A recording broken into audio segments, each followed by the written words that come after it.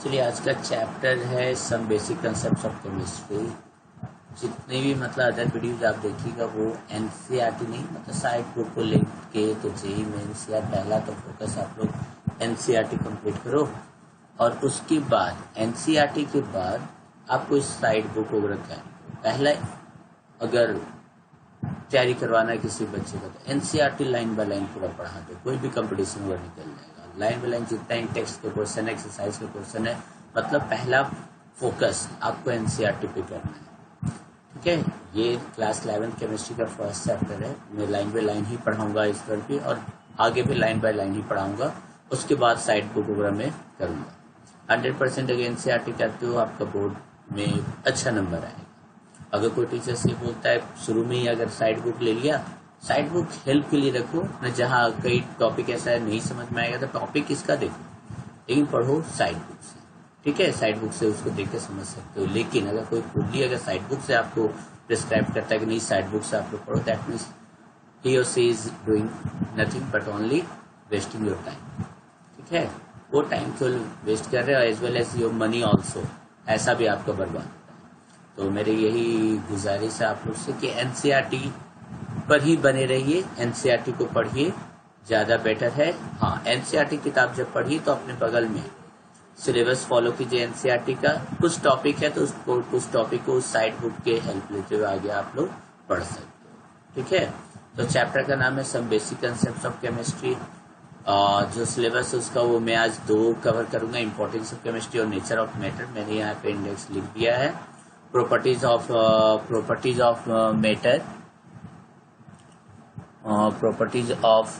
matter and their measurement, uncertainty in measurement, laws of chemical combinations, Dalton's atomic theory, atomic and molecular masses, mole concept, molar masses, percentage composition, stoichiometry and stoichiometric calculations। यही है। तो सबसे पहले हम शुरुआत करते हैं आज इंपॉर्टेंस ऑफ केमिस्ट्री। आज का क्लास मैक्सिमम आपका रहेगा क्या थ्योरी। ठीक है, बट इनको इग्नोर नहीं किया सकता है। चलिए इसे स्टार्ट करते हैं। केमिस्ट्री है क्या? केमिस्ट्री डील करता है किस चीज को? अब केमिस्ट्री पढ़ने जा रहे हो, 10th तक का लेवल काफी लो था, अब लोग को लेवल अपना ऊपर उठाना है। तो सबसे केमिस्ट्री पढ़ने जा रहे हो तो केमिस्ट्री क्या करता है? तो केमिस्ट्री में एक चीज ये जान लो, केमिस्ट्री हम लोग क्या करता है, कंपोजिशन किसका? मैटर का। मैटर तो सबको जानते हो किस चीज से मिलकर बना हुआ है, इसका स्ट्रक्चर कैसा है, ये जो मैटर हम देख रहे हैं इसका प्रॉपर्टीज क्या है, इसी के आधार पर तो सारा मैटर का हम लोग चुनाव करते हैं। ऐसा थोड़ी ना कि आपको कॉपी में लिखना और चौक लेके बैठ गए, नहीं, बोर्ड ब्लैक बोर्ड पे रखना है और हम पेन लेकर बैठ गए, नहीं, बॉल पेन लेकर बैठ गए, तो ऐसा नहीं हो सकता। हम लोग क्या करते हैं, हम लोग किसी भी मैटर का सिलेक्शन कैसे करते हैं, उसका कंपोजिशन देखते हैं, उसके स्ट्रक्चर देखते हैं, उसके प्रॉपर्टीज को देखने के बाद ही डिसाइड करते हैं कि क्या हम लोग को करना है क्या नहीं करना है। नहीं, कोई मैटर किन चीज से मिलकर बना हो, 2 ही चीज से मिलकर बना हो, या तो एटम से मिलकर बना होगा या तो मॉलिक्यूल से मिलकर बना होगा। नहीं, और अभी इसको हम लोग कोरिलेट यहाँ से कर सकते हैं। देखिएगा ध्यान से, क्या बोले, केमिस्ट्री क्या करता है? Chemistry deals with the composition. किसका कंपोजिशन? स्ट्रक्चर और प्रॉपर्टीज ऑफ मैटर। और मैटर क्या चीज से बना हुआ है? एटम और molecule. That's why chemistry is also known as the science of atoms and molecules. अगर किसी से सिंपल अगर क्वेश्चन करना है तो पहला क्वेश्चन तो यही बन गया कि केमिस्ट्री को science of atoms and molecules क्यों कहा जाता है। तो सिंपल से उसको समझाइए यार, केमिस्ट्री क्या डील करता है, मैटर की कंपोजिशन को, मैटर के स्ट्रक्चर को, मैटर के प्रॉपर्टीज को। और कोई भी मैटर किस चीज से बना हुआ है? एटम और मॉलिक्यूल्स। तो या हम कह सकते हैं केमिस्ट्री किसको डील करता है? एटम और मॉलिक्यूल्स के कंपोजिशन, उसके स्ट्रक्चर और उसकी प्रॉपर्टीज को कह सकते हैं ना। That's why chemistry is called the science of atoms and molecules. नहीं, शुरुआत है, सब एनसीईआरटी उठा कर फेंक देता है, लेकिन आप लोग पकड़िए, वहां से क्वेश्चन निकालना आगे सीख के, दैट मीन्स आप बहुत आगे तक जाओगे। अब आता है साइंस। साइंस को डिफाइन करते हैं इसको। देखो साइंस क्या है? Continuous effort. हम लोग अपने लाइफ को जितना से ज्यादा इजी बना सकते हैं। नहीं, कंटिन्यूअस ह्यूमन एफर्ट है, नहीं, अब कंटिन्यूअस ह्यूमन एफर्ट नहीं, क्या सिस्टमेटिक ढंग से नॉलेज पाना चाह रहे हैं, किस लिए? डिस्क्राइब करने के लिए और समझने के लिए। क्या चीज का समझना है? नेचर को। यही तो है, नेचर को हम लोग क्या कर रहे हैं, कितना बेहतरीन तरीके से डिस्क्राइब कर सकते हैं, कितने अच्छे तरीके से उसको समझ सके। नहीं, और उसको सिस्टमेटिक ढंग से उसका नॉलेज उसे प्राप्त करके और अपने लाइफ को जितना इजी वे में हम लोग ले आ सकते हैं, that is science, that is science. Clear है यहाँ तक?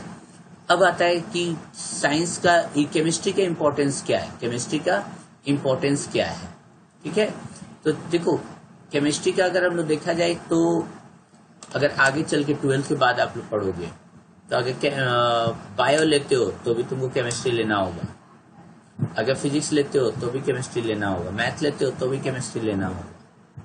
नहीं, लेकिन अगर केमिस्ट्री लेते हो तो कोई जरूरी नहीं कि तुमको फिजिक्स लेना है, मैथ लेना, हम केमिस्ट्री के साथ बायो ले सकते हो। केमिस्ट्री लेते हो तो केमिस्ट्री के साथ फिजिक्स ले सकते हो, केमिस्ट्री के साथ मैथ ले सकते हो, लेकिन बाकी सारे साइंस सब्जेक्ट के साथ आपको केमिस्ट्री रखना पड़ता है। दैट मीन्स हम लोग कह सकते हैं क्या कि ये साइंस में क्या आता है, सेंट्रल रोल। ऐसे भी यार जितना भी पदार्थ, जितने भी मैटर है, मतलब जितना भी चीज हम लोग को दिख रहा है यूनिवर्स में, सब तो मैटर है, और मैटर एटम और मॉलिक्यूल से बन रहा है, और एटम और मॉलिक्यूल्स किस में हम लोग को पढ़ना रहता है, थोड़ी ना फिजिक्स में पढ़ना रहता है, वो केमिस्ट्री में पढ़ना रहता है। तो ये plays a central role in science and is often intertwined with other branches of science. Physics में भी इसका जरूरत पड़ता है, नहीं, जिससे बायोलॉजी में भी पड़ता है, जियोलॉजी, मतलब ऑलमोस्ट सब जगह हम लोग केमिस्ट्री मिलेगा ही मिलेगा, क्योंकि एलिमेंट, मैटर एलिमेंट है, कंपाउंड है, सब जगह हम लोग को देखना ही पड़ता है। अब बोलता है कि वेदर, मौसम का वेदर पैटर्न, ठीक है, functioning of brain, operation of a computer, ये सभी जगह भी केमिकल प्रिंसिपल हम लोग का यूज करता है। कैसे करते हैं आप लोग सोचिए, जितना, चूंकि साइंस के स्टूडेंट है ना, ये मैं नहीं बताने जा रहा हूँ, अपने सोचिए कि आखिर ब्रेन में किस तरह का फंक्शन, मतलब क्या है, क्या नहीं बोलता केमिकल लोचा हो रहा है कुछ दिमाग में, नहीं, तो आखिर ब्रेन में जो फंक्शन वगैरह हो रहा है उसमें भी केमिकल का रोल है। कंप्यूटर चल रहा है या सिलिकॉन वगैरह है, तो आप लोग सोचो, बहस करो कि आखिर कैसे वेदर पैटर्न में कैसे केमिकल का रोल है, वो सब सारा आप लोग आपस में चर्चा करो। इतना ही नहीं, हम लोग के नेशनल इकोनॉमी में भी, नहीं, इससे बहुत ज्यादा केमिस्ट्री के चलते हम लोगों को पैसा फायदा भी होता है। जैसे केमिकल इंडस्ट्रीज है, वहाँ फर्टिलाइजर बन रहा है, अल्कलीज वगैरह हो गया, एसिड हो गया, मेडिसिन वगैरह, साल्ट्स वगैरह बन रहा है, डाइस बन रहा है, पॉलीमर्स बन रहा है, नहीं, पॉलीमर्स बन रहा है आपका, ड्रग्स है, soaps, detergent, metal alloys and other inorganic और organic chemicals including new materials. मतलब कहना नहीं है, पूरा का पूरा हर एक जगह केमिस्ट्री ही छाया हुआ है। नहीं, हम लोग in meeting human needs for food, अगर भोजन वगैरह चाहिए तो यार उसके लिए भी वहाँ केमिस्ट्री चाहिए। हेल्थ केयर देखना है, प्रोडक्ट वगैरह जितना भी साबुन, सोप, क्रीम वगैरह सब देख लो, सारी जगह पर तुम्हारा केमिस्ट्री है। नहीं, क्यों भैया, ये सब क्या जरूरत है, हम लोग quality of life, hand sanitizer का यूज करो, कोरोना वायरस है भैया, तो हैंड सैनिटाइजर, हैंड वॉश लो, हैंड सैनिटाइजर लो, सब तो केमिस्ट्री है। नहीं, by the large scale production of variety of fertilizer, काफी ज्यादा फर्टिलाइजर आ रहा है, इससे क्या हो गया, पेस्टिसाइड, इंसेक्टिसाइड, ज्यादा फसल नहीं खराब हो, ज्यादा हम लोग को फसल अच्छा हो, अरे यार ये तो सारा वही सब है। अब देखो लाइफ सेविंग ड्रग्स में भी दो यहाँ पे एग्जांपल दिए, सिस्प्लेटिन और टेक्सोल।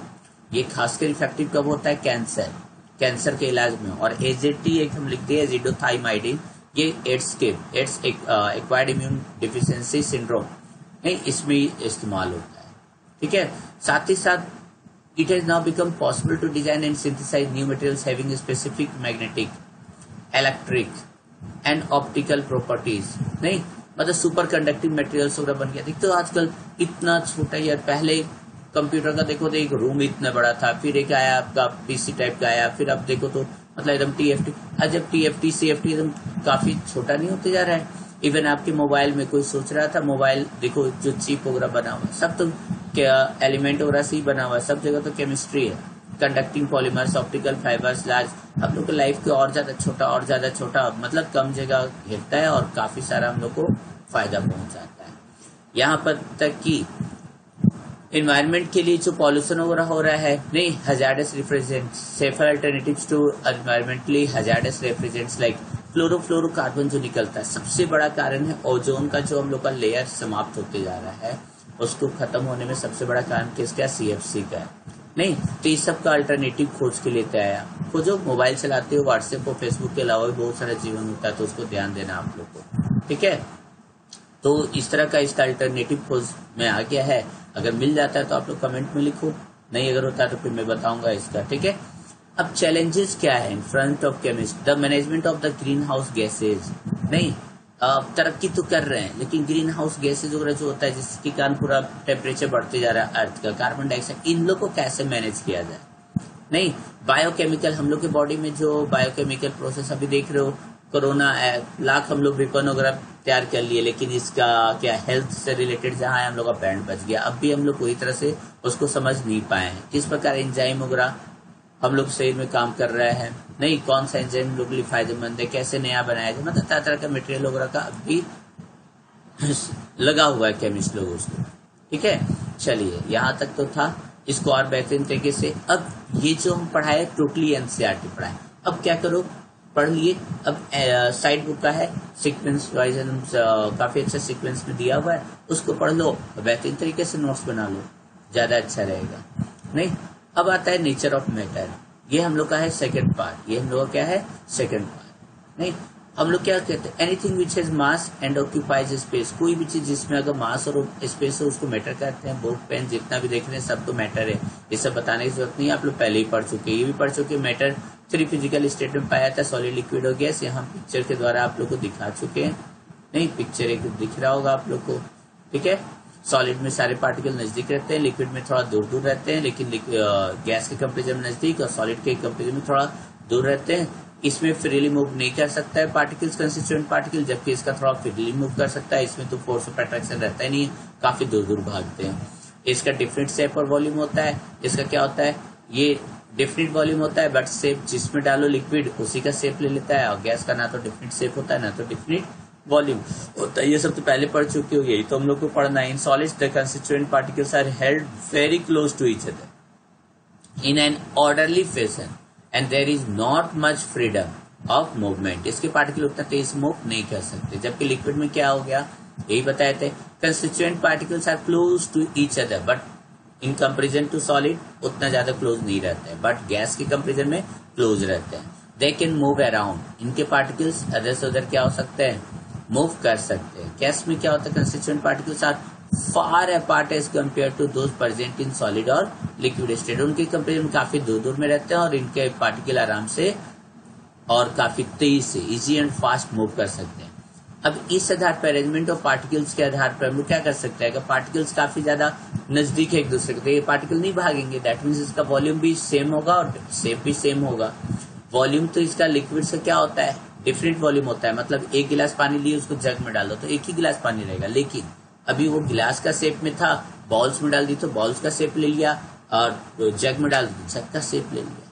नहीं, मतलब वॉल्यूम तो सेम है बट शेप उसका चेंज होते जा रहा है, जिस कंटेनर में रखोगे उसका वो शेप ले लेता है। गैस का क्या हो गया, गैस अगर सिलेंडर में है तो सिलेंडर का शेप का है, प्लस कुछ न कुछ एयर में दो मिल भी जाता है। नहीं, बलून में डालो, बलून को फुला के उसको रख दो, ठीक है, हम तो भरे हैं, बोलेंगे सर वॉल्यूम भी तो फिक्स है, कहाँ फिक्स है, 2 दिन छोड़ो देखो उसमें से वॉल्यूम अपने आप उसका गैस वगैरह सारा बाहर आ जाएगा। नहीं, तो इसका ना तो ये डिफरेंट वॉल्यूम होता है और ना ही डिफरेंट शेप होता है। अब आता है 3 स्टेट्स ऑफ मैटर, एक दूसरे में हम लोग चेंज भी कर सकते हैं। कैसे चेंज कर सकते हैं, सॉलिड से लिक्विड में बनाना है तो बहुत आप लोग किए हुए होगा, आई से उसको थोड़ा सा हीट कर दो लिक्विड बन जाएगा, लिक्विड को हीट कर दो गैस बन जाएगा, गैस को ठंडा कर दो, नहीं कुकर का सीटी वगैरह मारता है उस पर हाथ रख दो, गैस को ठंडा कर दो लिक्विड बन जाएगा, फ्रिज में उठा दो लिक्विड को रख दो सॉलिड में कन्वर्ट हो जाएगा, काफी इजी है ना। अब बोलता है मैक्रो, माइक्रो मतलब छोटा, मैक्रो मतलब बड़ा। अगर बड़े, ये तो हो गया जनरल बच्चा वाला, अब हम लोग बोलते हैं कि सर थोड़ा बड़ा वाला है, ये बड़ा क्या कहते हैं, बड़े बन जाइए, तब चलिए बड़े बनते हैं हम लोग। बल्क लेवल पे बात करें, बड़े पैमाने पे बात करते हैं तो मैटर को हम लोग बांट सकते हैं मिक्सचर और प्योर सब्सटेंस के रूप में, ठीक है। चलिए अब देखते हैं मैटर, यहाँ पर एक हम यहाँ बना दिए हैं। मैटर को हम लोग 2 कैटेगरी में बांट सकते हैं, मिक्सचर और प्योर सब्सटेंस। मिक्सचर क्या होता है, 2 कैटेगरी में इसको बांट सकते हो, होमोजेनियस मिक्सचर, हेटेरोजेनियस मिक्सचर, और प्योर सब्सटेंस को बांट सकते हैं एलिमेंट्स और कंपाउंड्स, ठीक है, दिख रहा है सभी को ना। चलिए अब आता है मिक्सचर। मिक्सचर क्या होता है, अब मिक्सचर कंटेन्स 2 और मोर सब्सटेंसेज, नहीं इसी को कहते हैं components, present in it in any रेसिस। चीनी को डाल दो और शुगर ले लो, मतलब तुमको जितना मन, 1 मुट्ठी चीनी ले लो, 1 मुट्ठी क्या शुगर ले लो, 1 मुट्ठी लो साल्ट ले लो, दोनों को मिला दो। अब एक चुटकी शुगर ले लो और एक मुट्ठी क्या ले लो, एक चुटकी साल्ट ले लो और एक चुटकी शुगर ले लो, मिला दो, या एक मुट्ठी ले लो शुगर, उसको मिला दो, यार किसी भी रेशियो में मिला देंगे, मिक्सचर बन जाता है। ठीक है, और ये जो पार्टिकल्स हम आपस में मिला रहे हैं that is known as components, उसको हम लोग क्या कहते हैं, कंपोनेंट्स कहते हैं। ठीक है, अब आता है होमोजेनियस मिक्सचर। ठीक है, एक और एग्जांपल ले लो, मान लो कि हम लोग लेते हैं चीनी, लेते हैं पानी में डाल देते हैं, नहीं, एक गिलास में 2 चम्मच चीनी डाल दो, एक गिलास में 5 चम्मच दो, किसी भी रेशियो मिला दो, मिक्सचर है वाटर और शुगर का। ठीक है, लेकिन इसमें अंतर क्या है, देख रहे हैं यहाँ पे ध्यान से, एक एग्जांपल हम बता रहे हैं। एक हम लिए क्या, वाटर लिए, उसमें शुगर डाल दिए, अब मिला दिए उसको, तो उसमें हम लोग को शुगर का पार्टिकल्स कंपोनेंट्स के बारे में पता नहीं चल पाएगा उसमें, नहीं। ठीक है, कंपोनेंट्स उतना मतलब इतना थ्रू आउट मिल जाएगा, ऊपर भी पियोगे तो भी मीठा लगेगा, लास्ट का पियोगे तो भी मीठा लगेगा, दैट मीन्स कंप्लीटली कंपोनेंट्स क्या हो गया, ऊपर से लेकर नीचे एक जैसा फैल गया। लेकिन एक ऐसे मिक्सचर को हम लोग कहते हैं होमोजेनियस मिक्सचर। अब क्या करो कि वाटर लो, उसमें SiO2 मतलब बालू मिला दो, सैंड मिला दो, नहीं सिलिकॉन ऑक्साइड मिला दो, क्या हो जाएगा, तुम्हारा नीचे की ओर बैठ जाएगा। साफ देख के बोलोगे सर इसमें पानी और बालू मिला हुआ है, नहीं, तो ऐसे मिक्सचर को कहेंगे हेटेरोजेनस मिक्सचर। कहने का मतलब जिसमें कंपोनेंट के बारे में देख के हम लोग पता लगा सके हेटेरोजेनस, इसमें नहीं पता लगा सके होमोजेनियस। ठीक है, जिसमें थ्रोली एक जैसा मिक्सअप हो जाए उसको होमोजेनियस, जिसमें थ्रोली एक जैसा मिक्सअप नहीं हो उसको हेटेरोजेनस। चलिए देखते हैं homogeneous mixture. In homogeneous mixture the components completely mixed with each other and its composition is uniform throughout, मतलब टॉप टू बॉटम जहां भी आओगे एक जैसा रहेगा। फॉर एग्जाम्पल शुगर सॉल्यूशन, नहीं, देख लो, और एयर देखो ना, देख के बताओ सर यहाँ नाइट्रोजन है, यहाँ सांस लीजिए आप, ऑक्सीजन है यहाँ पर, ज्यादा ऑक्सीजन यहाँ सांस लीजिए, यहाँ कार्बन डाइऑक्साइड यहाँ सांस मत लीजिए, नहीं, ऐसा होता है क्या, नहीं होता है।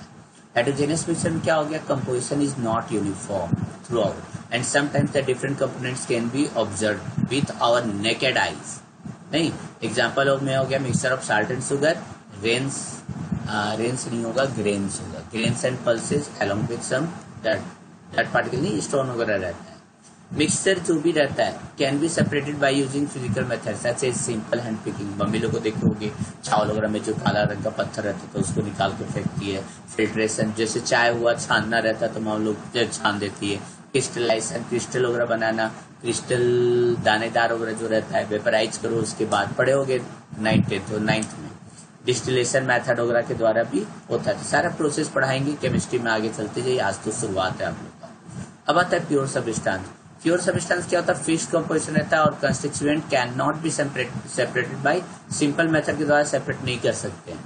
ठीक है, जैसे कॉपर, गोल्ड, सिल्वर, वाटर, ये सब क्या हो गया, प्योर सब्सटेंस है। नहीं, ग्लूकोज क्यों प्योर सब्सटेंस है, क्योंकि because it contains carbon, hydrogen, oxygen तो मिला हुआ है, नहीं, किस रेशियो में मिला हुआ है, तो फिक्स रेशियो में। ऐसा थोड़ी ना, क्या रहता है, ग्लूकोज का फॉर्मूला C6H12O6, कार्बन का 6 एटम, हाइड्रोजन का 12 एटम और ऑक्सीजन का 6 एटम, फिक्स रेशियो में मिला हुआ है, इसलिए ग्लूकोज क्या हो गया, प्योर सब्सटेंस हो गया।